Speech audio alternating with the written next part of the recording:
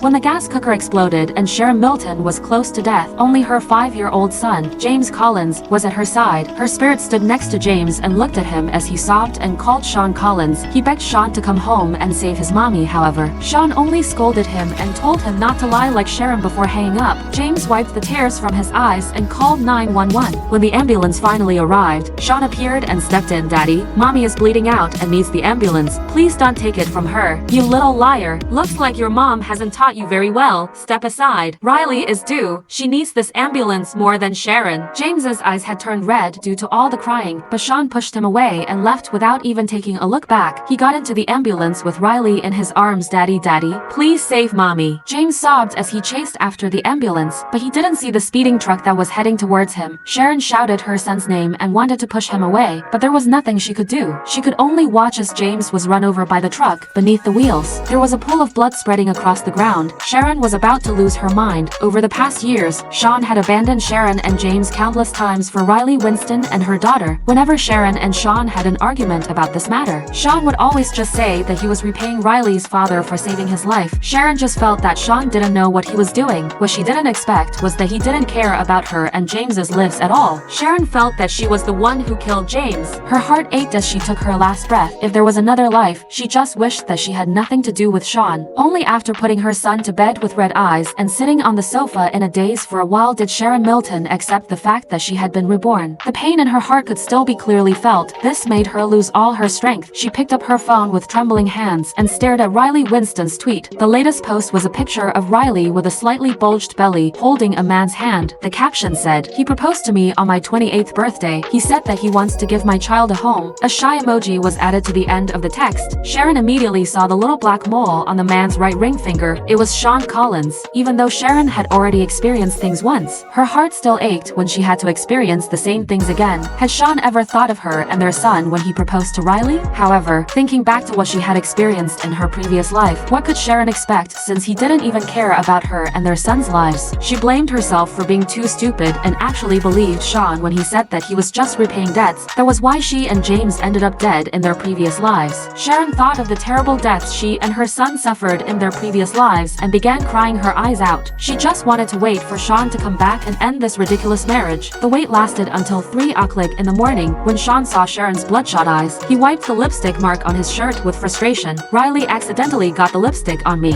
I've only temporarily taken off the wedding ring as well. Don't think too much about it." Over the past years, Sean had been in an ambiguous relationship with Riley. They even walked out of the same hotel room. Every time Sharon confronted him, he would just say, "Don't think too much about it." Sharon was disgusted by this phrase alone. She sobbed and said, "You always tell me not to think too much about it, but if I stayed at Chris West's house until 3 o'clock in the morning then you." Sean was very annoyed that Sharon was jealous of Riley. "Sharon Milton, can you give me a break? Chris has feelings for you, but I'm just repaying the favor of Riley's father. How's that the same? How is it not the same?" wondered Sharon. And yet, she didn't say those words out loud. Instead, she said, "Let's not dwell on that matter. I've thought about it. Sean, I agree to the divorce."